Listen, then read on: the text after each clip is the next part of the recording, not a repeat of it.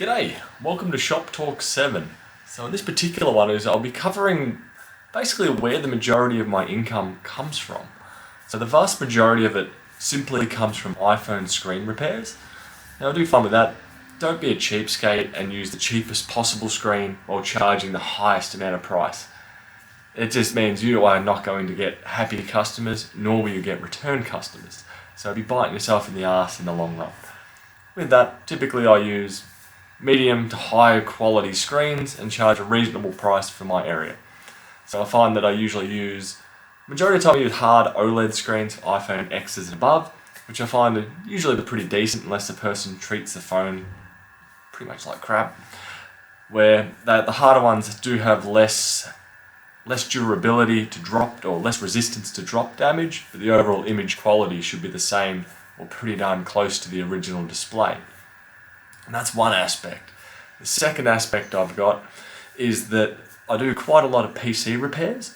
Currently at this point in time, probably the main job that I'm doing is usually upgrading older laptops to solid state hard drives. I found that pretty much having anything from an i3 2000 series and above, usually with that, an 8 gig of RAM in the machine, and in a solid state hard drive, and you usually have a pretty decent machine to go from there, especially if all the customer wants to do is web browsing. So at the moment I usually have anywhere between 10 and 20 solid state hard drives on hand, typically around 240 gig at this time. When the price drops I'll change that to a 500 gig, but 240 is usually manageable for most customers, if not easily manageable. So that leads on to another thing, second-hand machines. So quite often I'll have someone come in with an older 5-year-old i-series laptop and they'll go, it's dead, what would you give me for it? Usually I'll offer anywhere from $20 up to $100 depending on what model it is and other specifications surrounding that. And typically from there, all it usually needs is new thermal paste, dust blowout, alcohol clean, general clean of the machine physically, and then a fresh brand new hard drive in there, potentially upgrade the RAM if need be, and from there you've essentially nearly doubled your money. So cheap laptops, I find there's always a demand for them. There's always a demand for cheap iPhones second hand, but since everyone is doing it, it makes it considerably harder to sell. So I find that a lot of refurb places or places that sell the parts do already sell refurbished iPhones, which I find that with the demand or with the markup they already have, there's not much point refurbishing or purchasing them to sell them for another 10-20% when you end up making $20 on a phone that you've never seen or worked on internally. Where I find myself more than happy to buy broken iPhones locally and then do the repairs myself.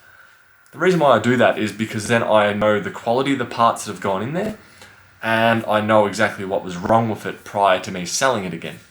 Where I find that if it's purchased online as a refurb already, then you don't know the grade of quality of the parts that are in there. Let's say they've replaced the battery in the display, great, it mightn't be a brand of battery or a company that you buy batteries from, and they might put in what you classify as a lesser grade battery.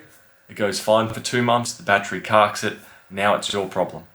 As opposed to buying the broken phone or potentially buying a broken phone, putting a battery that you know in, that you stock, that you trust, and you know you're not going to have an issue at all with that phone. So they're probably the three main different ways to make money. Typically screen repairs, second-hand laptops, computer repairs and upgrades. Back with one of my earlier videos, if you don't have the part on hand and in stock, you're not going to make the sale. So I typically have a small variety of PC stock of most parts.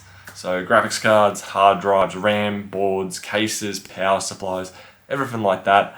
Then on the phone side of it, I usually have a whole variety of phone cables and various adapters on hand.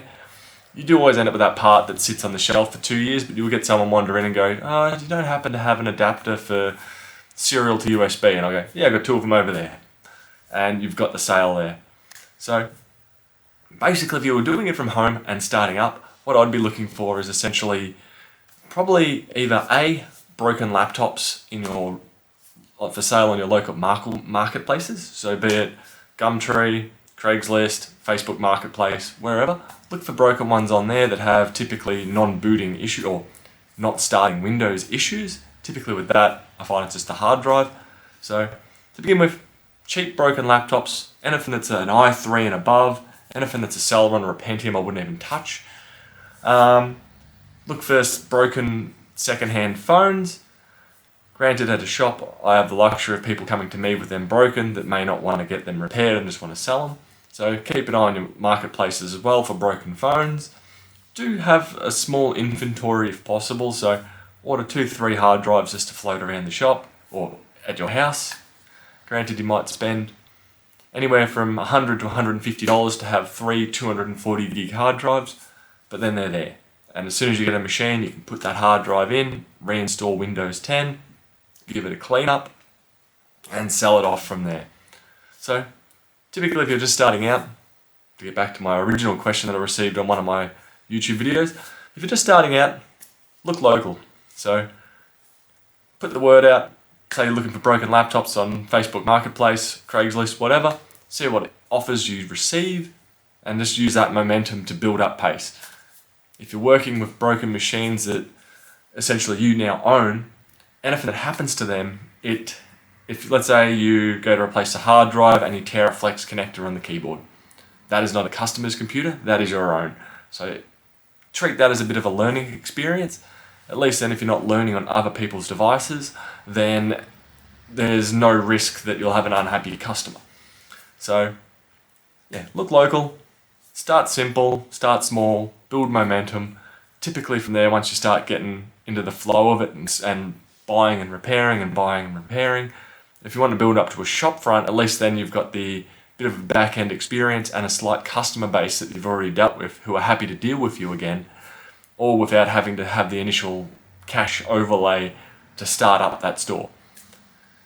Anyway, that'll do for the rambles for now, and I hope this gives you a bit more of an idea on potentially what aspects of repair you could focus on to make some cash. See ya.